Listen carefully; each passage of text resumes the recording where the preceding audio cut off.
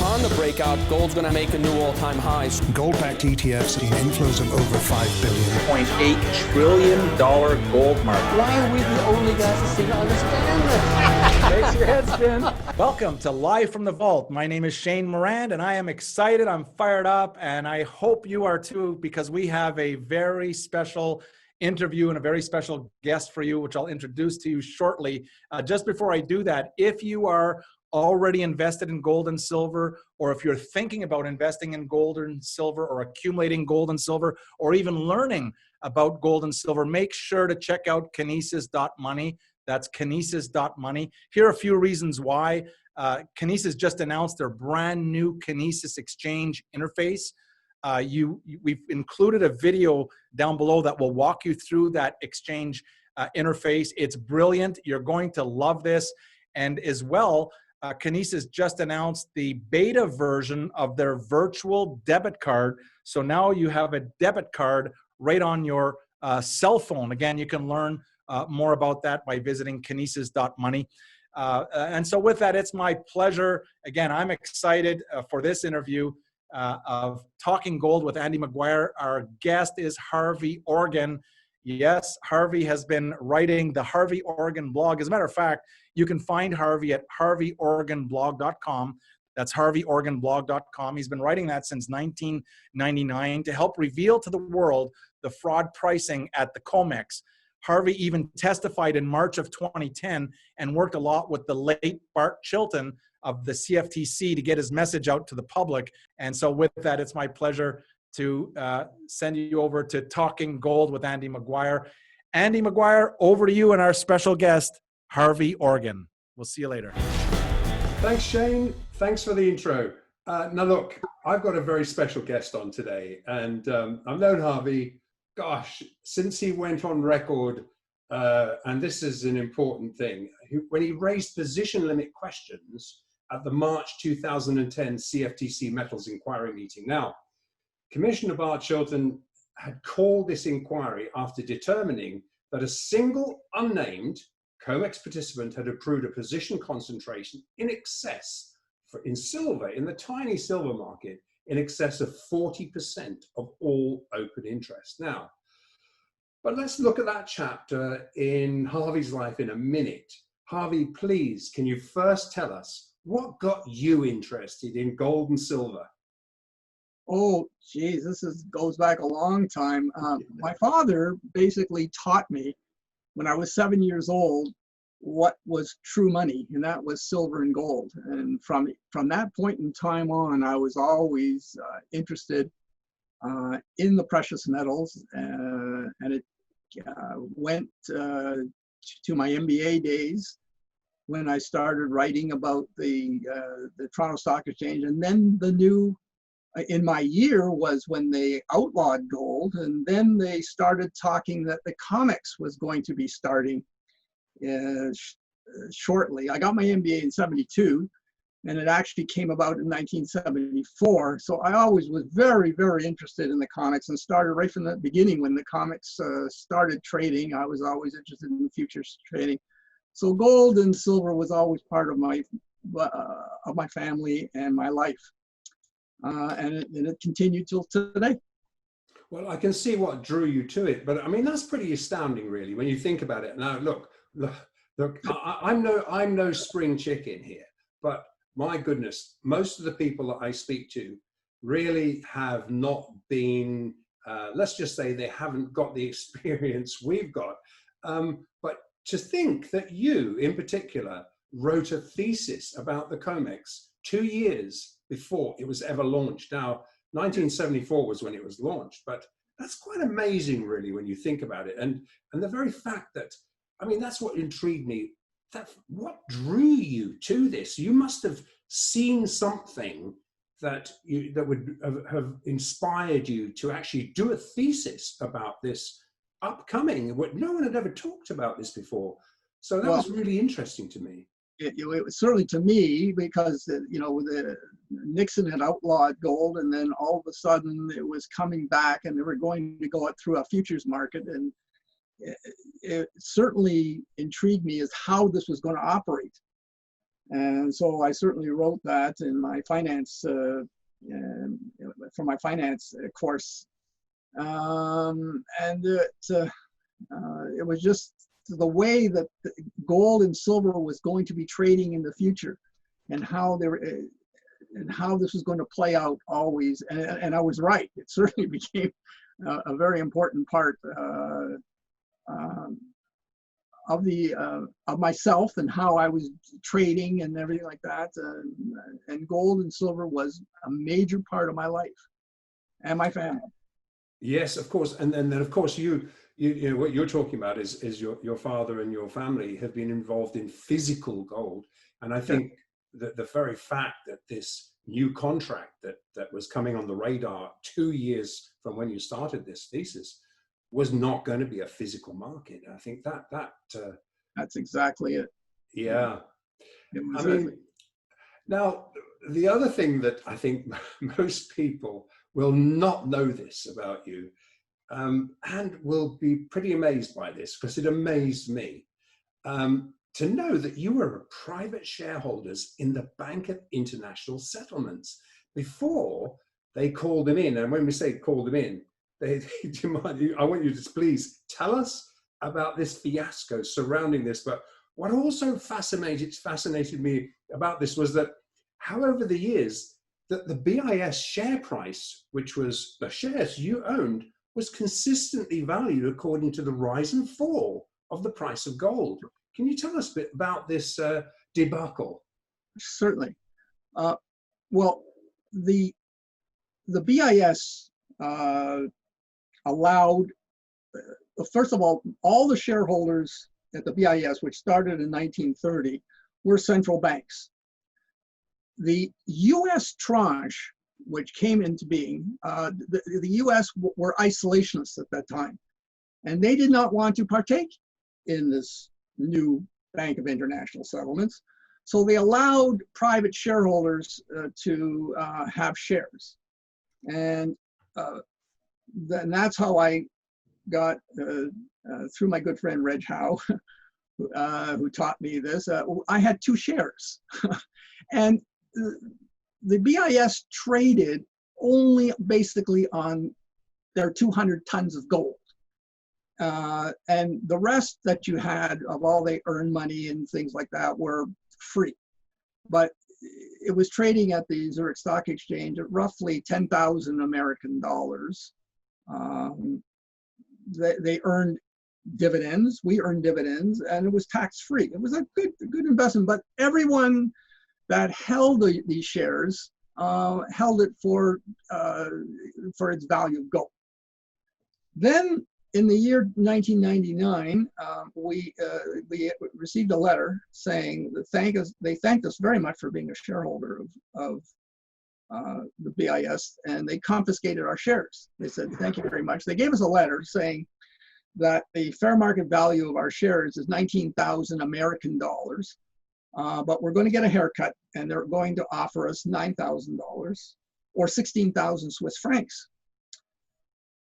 My good friend Reg Howe, who had 6 shares, and we met, and it was decided in our house that we were going to go after the Bank of International Settlements for the differential, because they really confiscated our shares. By the way, when they confiscated the shares, Al McDonough, a Fed governor, and Alan Greenspan became directors of the BIS and took 2 seats. So Reg Howe went to The Hague, and even though even Jim Sinclair called me and said we were totally nuts, because they picked their own judges, you see. So the chances of us winning were probably 0. But the case was so bad that Reg won the case, and all the shareholders ended up with, I believe we got 16,000 American dollars per share. So all the gold holders were very thankful for Reg and all his case, and it was brilliant. And actually, it evolved. The case went on, where Reg went on to fight the case in the United States, in Boston, but he lost, didn't lose, he just didn't have standing, and went on to Liberty Coin. But anyway, that's how that case came into being. I mean, that's mind-boggling too. And I wouldn't imagine that they would have liked you sitting at a shareholders meeting asking questions either. Oh, well, that was the reason. The reason for the confiscation, of course, is because they knew they were going to be doing some nasty things with gold. And we weren't certainly going to be, they couldn't do it as long as they had private shareholders. So once we were gone, then the dirty deeds of the BIS, and it continues on to this day. They continue with their swapping and manipulation of gold and silver. And they're being directed by the central banks to do all the deeds. And that's why we see all this manipulation. And I can assure you that the BIS is the central part of this game that's being played. I absolutely concur. I mean, we're talking about a BIS that was where central bankers were exchanging cognacs on the opposite sides of the fence while their opposite troops were fighting each other in the trenches, and these guys were sitting there having brandies together and in a very civil manner. So a very strange organization, anyway. Yes, and they're certainly they have done a lot of damage to the precious metals markets. They've done their job to create paper profits for the central banks and bullion banks at our expense. And this is why we've been fighting, and I've been fighting ever since. And that actually kind of beautifully segues into the next part of the story. And obviously there's a lot more than this, but I think just keying to the key elements is that we can now sort of ask you to recount the CFT revelations. I mean, let me first set the scene. Bart Chilton, because a lot of people weren't involved, obviously you and I know exactly what happened, but Bart Chilton had called a meeting that involved all the major players, which included you as a non-industry professional, but required the attendees of all the major banks, major bullion banks now operating on the Comex. That interestingly, given that Commissioner Chilton called this meeting following his position limit concerns and specifically relating to high concentrations of open interest in silver, the very fact that JP Morgan, the bank Bart later revealed as the bank holding these positions, failed to turn up to answer these specific questions raised a major concern. Now, Harvey, you were invited to this meeting and gave your testimony. Can you tell us how this came about and then how that kind of rolled out? Okay, that was quick. Well, first of all, I was scared out of my mind to go there. But what happened? I've been writing ever since the 1999 fiasco with the BIS. I started writing about the Comex, or Comex is the way people pronounce it. And Bart Chilton would always email me, and I was very kind to him. He was a commissioner, and I certainly wasn't. I was good to him, and we had a very, very strong relationship between the two of us. And I carried on, and then when he told me that there was going to be a hearing, and he said, "Would I like to go?" I said, "Not really." He says, "No, you'd be very good." I said to him, "Listen, Bart, I'm a non-professional. Everybody else is a professional. I'm a simple pharmacist." He says, "No, your writing is good. You certainly have what's going on, and we want to have you." So I said, "Okay." And then he told me I have to do a little blurb, a 5-minute blurb, as to what these position limits, what it's doing to the price of silver and gold, and the manipulation. And I sent it down to them. Reg Howe proofread what I wrote, and he said I did a good job. And that's how I came to testify in front of the 5 commissioners And that 5 minutes, it actually turned out, I guess, 6 minutes, was probably the scariest time of my life. I was just, my knees were shaking. But I finally gave my talk and explained to them the risk to the Comex on a failure, and I told them the position limits must be limited, or else the Comex would probably fail. I think that was it was a very courageous thing to do. And I mean, really talking about landing in a nest of vipers in a situation like that, and a man of true integrity like yourself.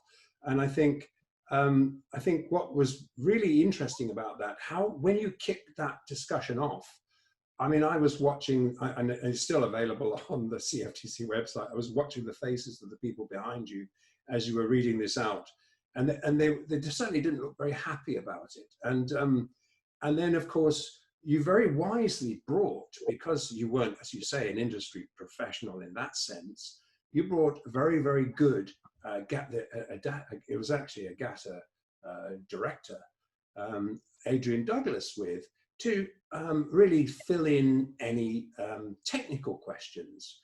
That is correct. So run us through that, because that resulted in one of the industry apologists spilling his beans when he really ought not to have. Yeah, that was one of the funniest scenes. What actually happened is I go to Bart, and I said, Bart, listen, they're going to ask me technical questions, and I may not understand, because certain terms and things, I'm not as good as all you other guys, okay? So I said, can I bring Adrian Douglas? He's a director. He taught me a lot on the Comex as well. He said, sure, it's terrific. I know Adrian. Yes, be my guest. So Adrian was right behind me, okay?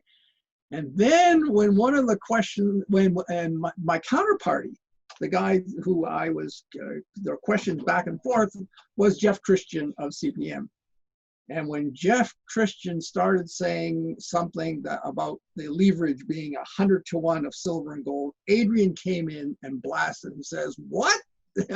And that became one of the biggest sound bites at that time. Gary Gensler, who was the chairman of the CFTC, says, what's going on here? Bart never told him that Adrian was coming, because it was always supposed to be me.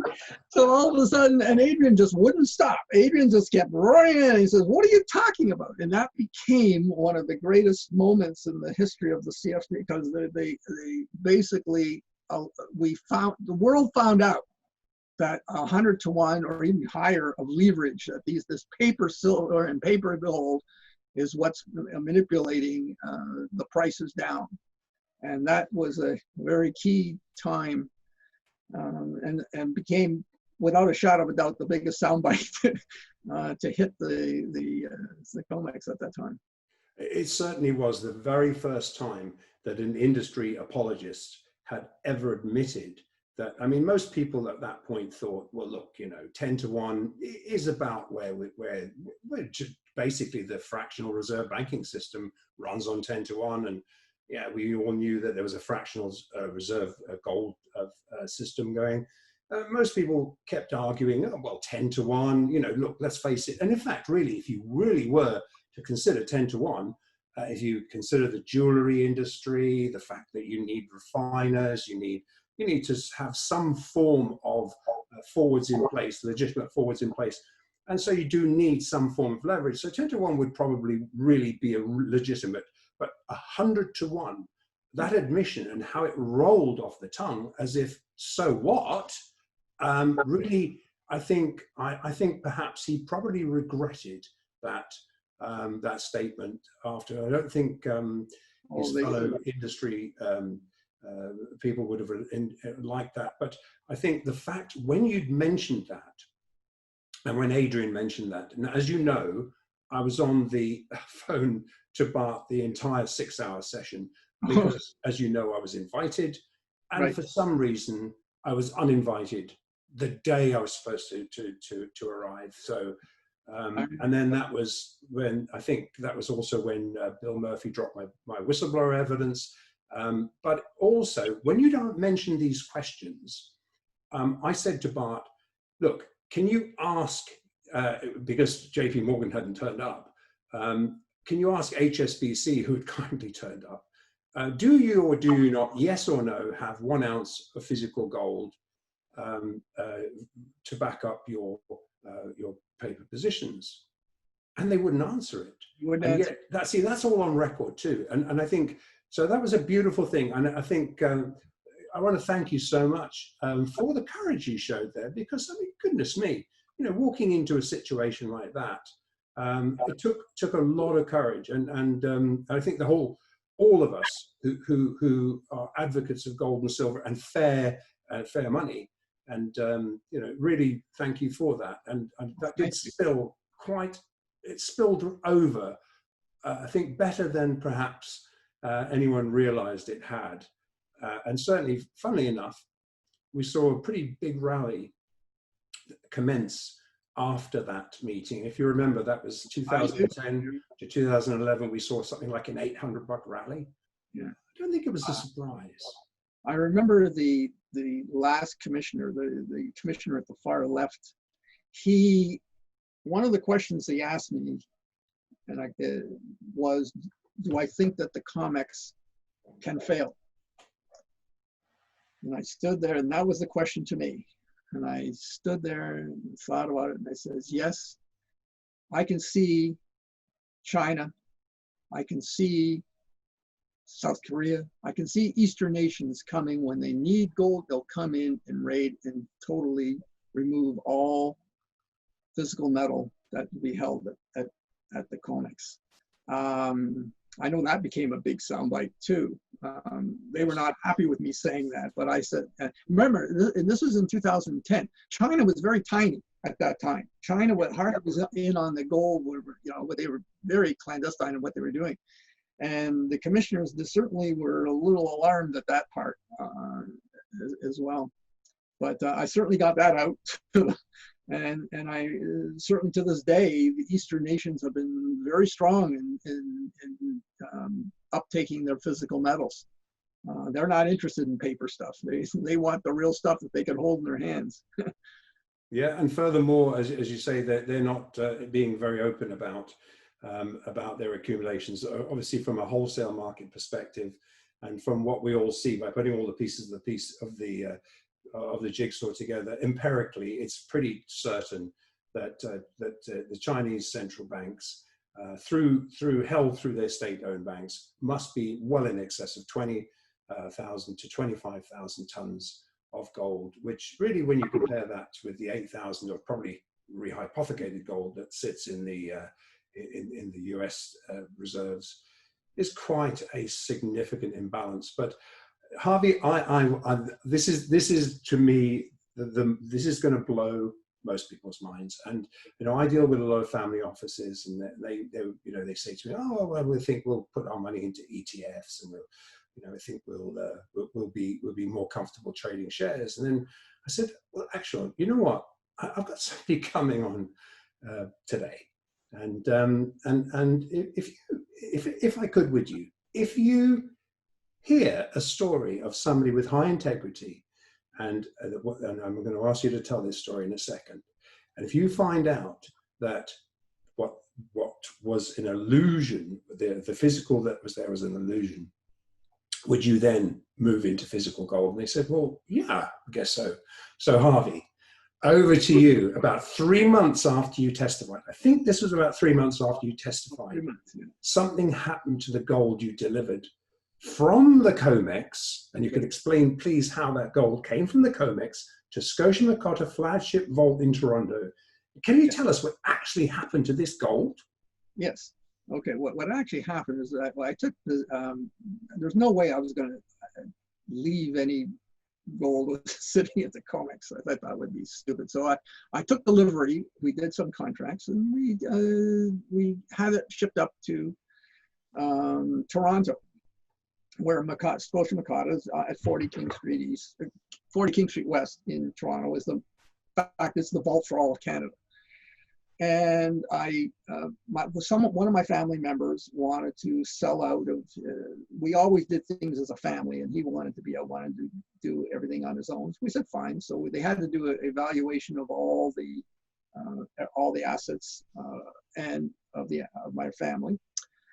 So the auditors who are doing the stuff asked for the paperwork for the gold that we had, and I handed it to them, and bar numbers, everything, all weights and things that were there. So they walked. They said fine, and they actually called Scotia. They spoke to Russell Brown, who was the director of the Scotia's foreign exchange, which held the gold, and said, "We're coming in." He didn't say no, don't. So the auditors came in from 50 miles from Hamilton to Toronto, and walked right into the vault, right to Scotia, and said, "Okay, I'm here. Can I go in to see the gold?"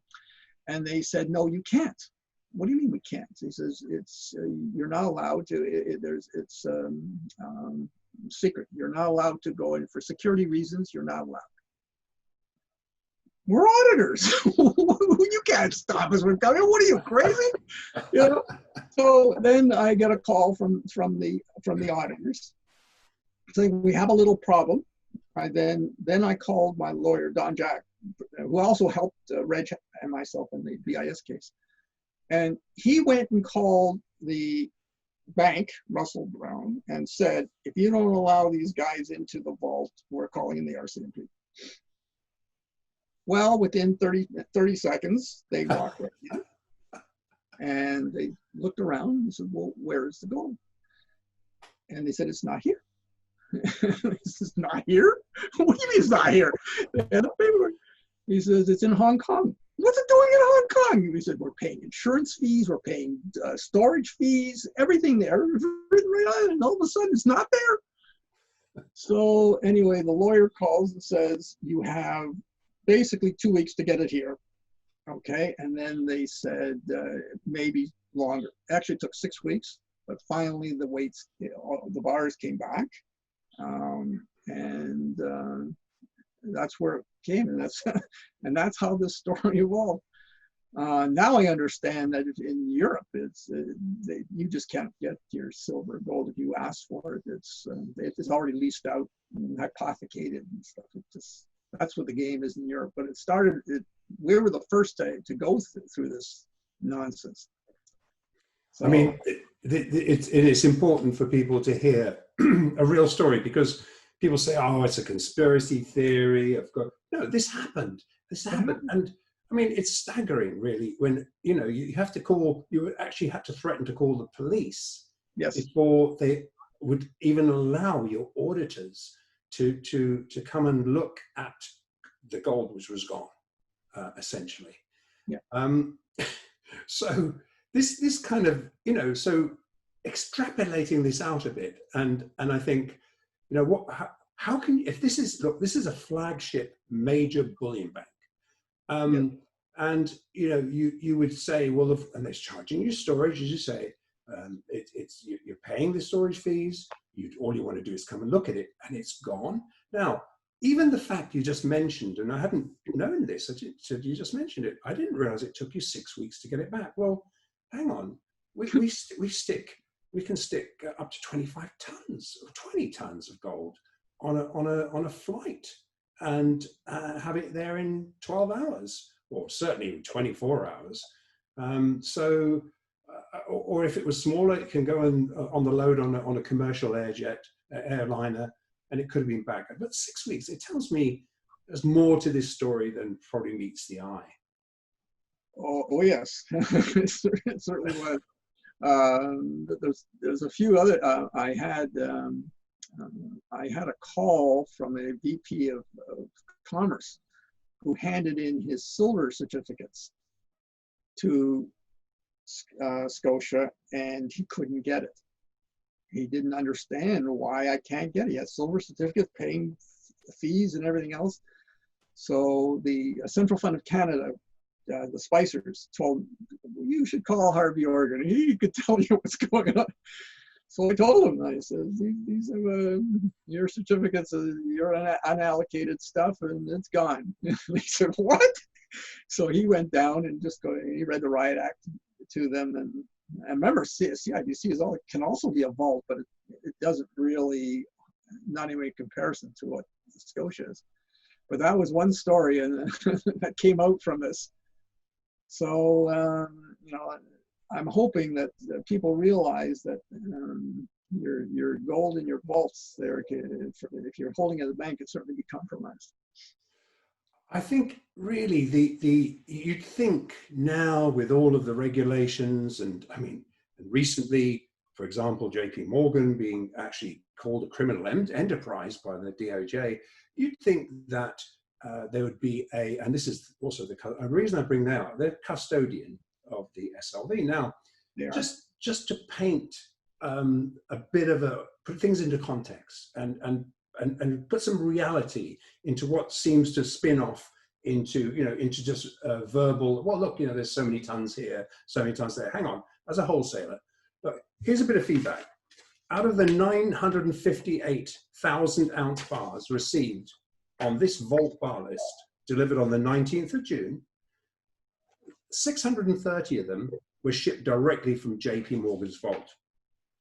Now, just out of interest, we looked to try and verify if any of these bar numbers on the list had come in or still sat on, or had come from or still sat on the SLV bar list. Now, we just wanted to be sure. This bank's been called a criminal enterprise. Let's just be a little bit careful here.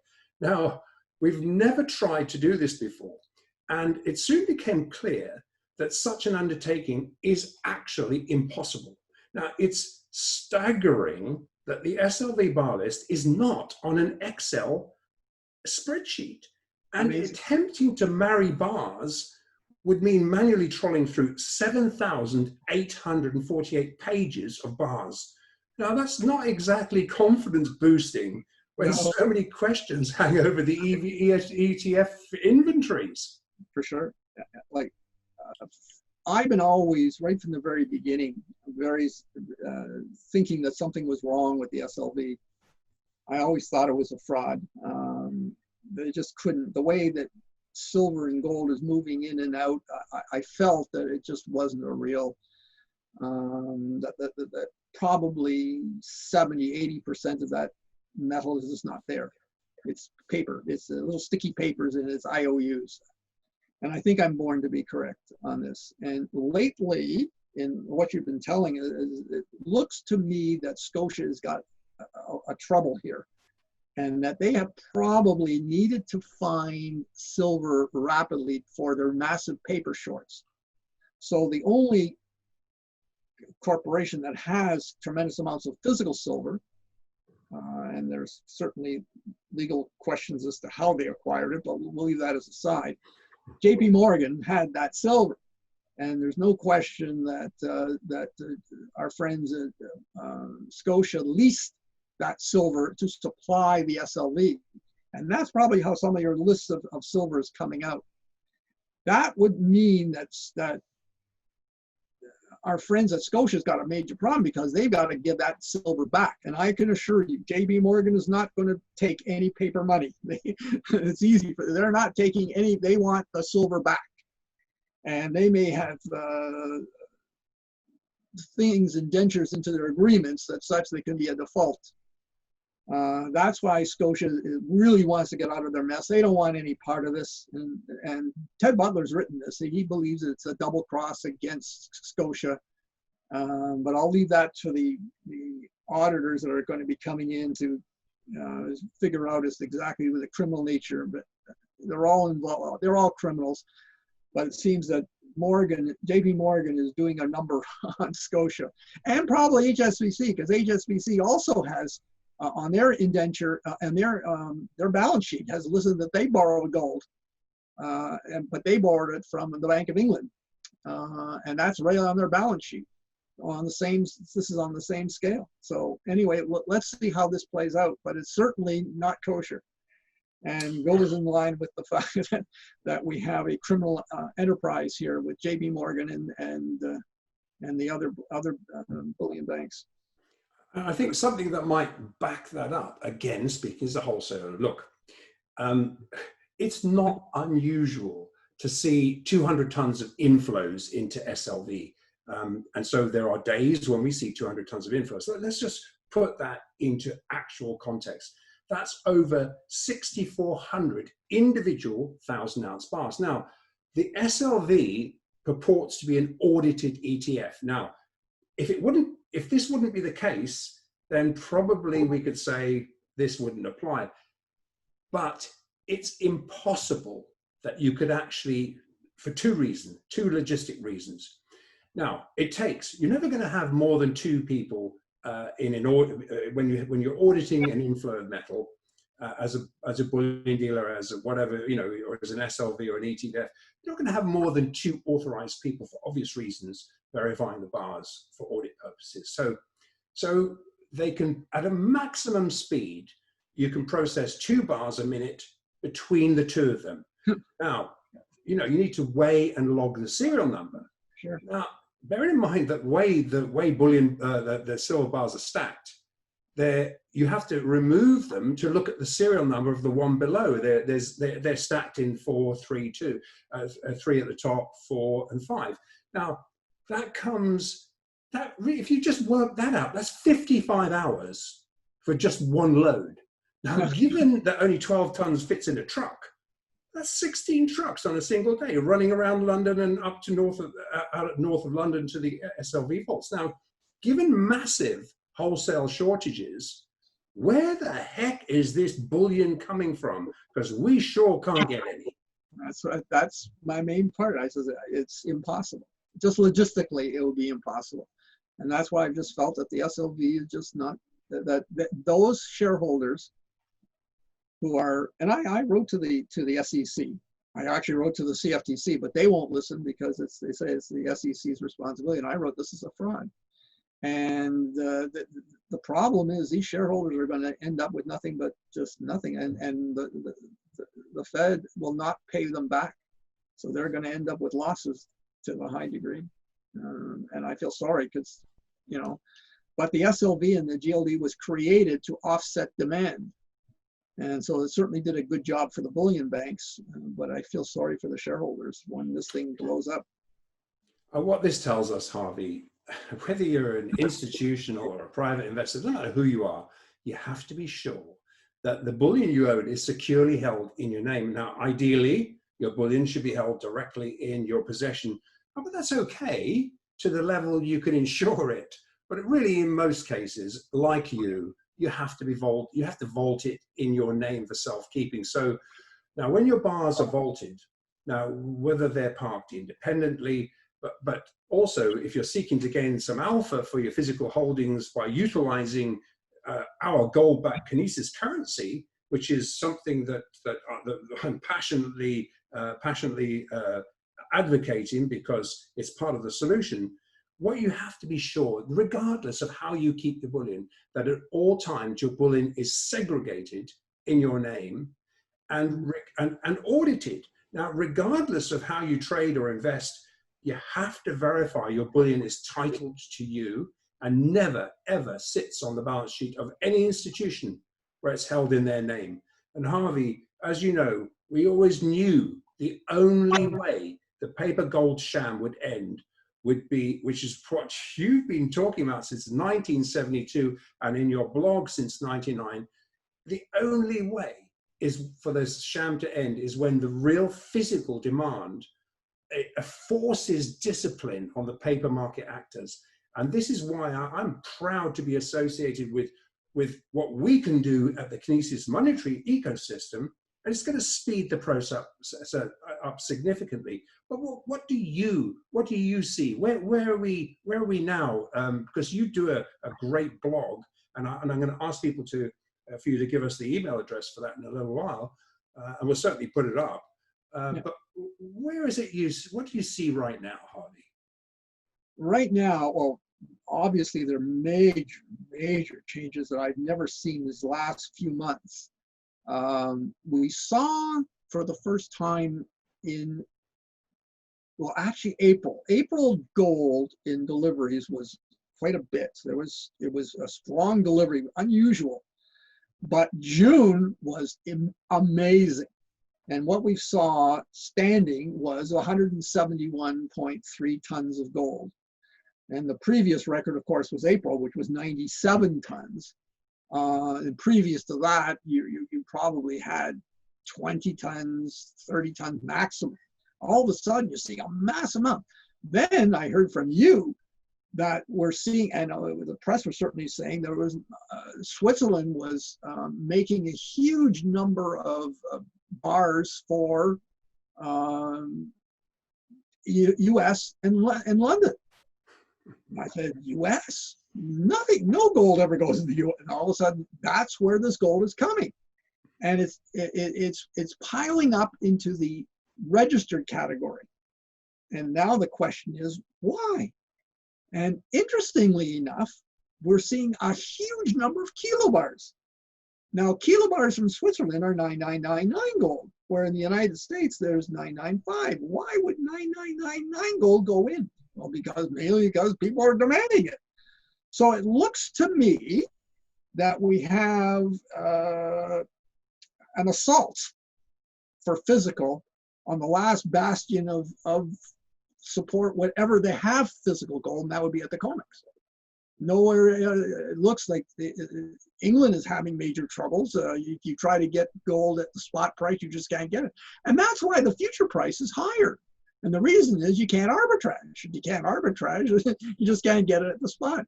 So investors realizing that they can't get this stuff, they said, well, who's got it? Well, the Comex has supposedly got it. So it looks like that the gold, they certainly have assaulted gold last month in June. We're now at the end, okay? And we ended with 171.4 tons. And interestingly, last night I took the amount of silver standing. And I'm in shock when we got 84 million ounces of silver standing. Previous record, 40 million, that was 2-3 years ago. So all of a sudden they're going for both metals. So I'm now telling your audience, it seems that there's an assault on both gold and silver at the Comex for the first time, both together. And that certainly will explain the premiums that we're seeing in the future to spot. And I think that this end game is being played out. We're going to end up with a physical market. That's what the world needs. It needs that it doesn't need the crookedness that's going on with the Comex, which is one of the main reasons I started writing, because I knew that Comex was the central part of the fraud. It just was not the correct price. And it has to be a physical market in order to create a price where dealers can trade with confidence, knowing that they have the metal and they can trade using forwards, but it will only be done on physical. There's no such thing as a paper gold, and that will come. That will definitely come. Well, absolutely, and that we saw that blow up on March 23rd, didn't we? And since then, nobody, in fact, and I know I've talked about this before, but I mean, essentially, there are a lot of institutionals, second-tier banks, etc., who used to hedge on the Comex, who are actually forbidden to do so. The counterparty risk is just too large. And, you know, look, you just talked about silver. I mean, all right, here's today, and we're doing this on a Tuesday. I know it's not getting probably published till the following Monday, but today we see silver rolling off the board. It went into first notice yesterday, which means anyone who had it had to pay full value for it, no margin allowed. And that meant that either you were an insider or you were somebody who was looking to take delivery. And I think when you think that silver, when it rolls off the board on its very last day, and you know this, Harvey, it should now be in backwardation because no longer do you need to have a premium for storage, for insurance, etc., etc. You're about to have this thing delivered. So, but it's still this morning commanding a 12 cent premium. Well, how come no one arbitraged that? And that's the point you just made. No one is willing to take the risk. No risk. No, there's nothing behind it. Yeah, because if you can't get the physical, if you can't get any physical at the spot, why bother with the future price? Because I can't deliver into it. Which means the arbitrage ends at that point. You just can't do it, and that's why this thing is fraudulent. It's the whole thing, and the CFTC knows this, but they're just turning a blind eye, and it's bad. And they are certainly aware of what's going on. They're not silly. They know. but they want to keep their stupid paper games. They did a stupid with these 4GC contracts, which went nowhere. It went absolutely nowhere. Nobody believed that any of London bars were coming over here, 400-ounce bars. I mean, that was silly. It just became a farce, and it still is now. So I mean, it was a farce, as you say. I mean, the scramble to try and restore paper market liquidity by adding this, as you say, this 4GC contract, which is a complete failure. Then, because that didn't work, increasing position limits from 3,000 lots to 6,000 lots, and then even that's not working because nobody wants to play this game. So then you, as you say, registered inventories. Let's build those up and make everyone think that it's real, even if they are rehypothecated, even if there is double ownership claims, we don't know. That hasn't worked. So really, it's a failed system. And I think what you saw, what you started writing about in 1972, and what you talked about at the CFTC, can it fail? Well, it has. Essentially, it's failed. It's failed. Yeah, we're seeing the end game being played out.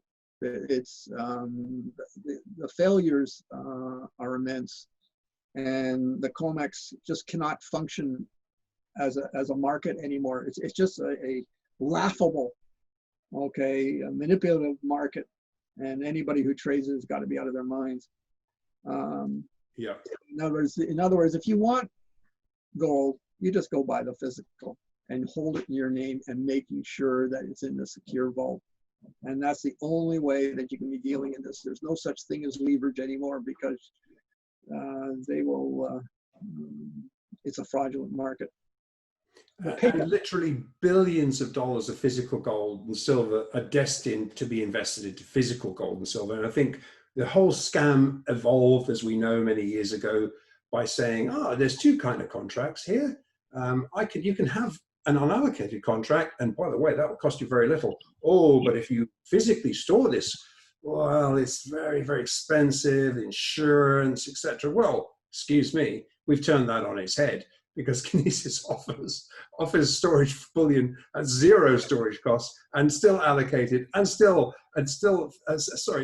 allocated and essentially on the balance sheet of your balance sheet. It's not on the balance sheet of Kinesis or ABX or the infrastructure we use now. So what that's doing is essentially turn this thing on its head from why would you take an unallocated contract that has counterparty risk when you can now store bullion actually for at a zero cost, and furthermore become a part of an ecosystem where you share in the generation of that circulating around the globe, and not a single bar leaves. And I know this is why you and I have talked about this before.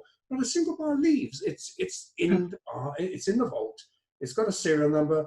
It stays there. You can go and audit it. It always stays there. But you can provide liquidity into a system. And this is why, to me, this speeds up the process. And when we're approached now by family offices who, I think in January, it really started in January, when they started approaching us and saying, you know what, we're really looking to invest in gold, but they were talking about ETFs. And this is why it was important to have you come along today, because as I said earlier, look, if I can show you somebody who has actually had this personal experience of this so-called secure system, bullion bank, and then you find that the bullion wasn't there, and it was likely rehypothecated, because why was it sitting somewhere else when they were charging storage? And why did it take 6 weeks to get it back? And then we also find, Harvey, the same story in Switzerland. If you own a large amount of gold in Switzerland, you will not get it back. You will be either settled in cash if you take a good lawyer in there, or you will simply be restricted to 200,000 euros of withdrawals a year, and that bullion will stay. Yeah. So it's a game. Their gold is gone. It's all hypothecated and leased out. There's no way they're going to get it back. I feel sorry for the stupid games that were played by the banks. But I don't feel sorry for. I don't feel sorry for knowing this now, that people who will actually take a massive amount of leverage positions in the paper markets and expose where their stops are visible and create actually are part of the problem, because you need something to feed on. But luckily that open interest is the real open interest, as that is backed by real people, like the real hedgers who've disappeared, is largely gone. And I would reckon maybe 1.5%, if you're lucky, 2% of all the open interest that trades is just a bunch of algos attacking each other. And there's very little real open interest going on anymore. So I think, as we say, RIP Comex, 1974, 2020. 2020. But thanks. But Harvey, look, thank you so much. Where can people find you? Okay, I write strictly on the Comex. I do the daily open interest and everything, and how much gold is standing, how much silver is standing, and you can get it at www.harveyorgan.wordpress.com. And I write every day, Monday through Friday, and I do other study, but mainly it's on the Comex. And that's my main theme, is to expose that, and that's what I spend all my time doing, so people can get a firsthand knowledge as to how this manipulative game is being played out now. So there you go. Harvey, it's been such a pleasure, and I mean, what a blast to be able to connect with you. I know that most people won't know any of the things that we've talked about today. There's a lot of good information out there on the internet, but this is special. And I really do thank you so very much for not only your courage over the time that you've done a lot for us, for the industry. You're a fair guy. I know that the people that know you, I speak to Sam, who's a very good friend of yours, and other people around you, and they say, look, if Harvey says something, it's real. If Harvey says he's going to do something, it gets done. And I thank you so much for your integrity, and I thank you for all the things you've done. Well, thank you, and thank you for having me, and to kind of tell the world what's going on. It means a lot to me. Thanks, Harvey. Okay, thank you. All right, well, there you have it. Talking Gold with Andy McGuire and our special guest, Harvey Organ. I knew this was going to be an awesome interview. Thank you so much, Andy, and especially Harvey Organ for that brilliant interview. And now a couple things, check out the new interface on the Kinesis exchange, and watch the YouTube video to step you through that exchange walkthrough. Also the virtual debit card, learn a little bit about that. And finally, I wanted to really bring up the minting process, where you can actually, from physical gold or physical silver, you can create digital KAUs and digital KAGs. If you haven't heard about the benefits of minting with Kinesis, again, historical benefits with Kinesis on minting this digital silver and digital gold, make sure you check out the minting video at the kinesis.money website. Just click on the support link at the top, and it'll bring down a menu and look at the videos. There's an 11-part learning series that you can go through, but in particular, watch the one on minting and discover how you can benefit for the first time in history from creating physical digital gold and creating physical digital silver. And so with that, we will see you next time right here on Live from the Vault. Bye for now.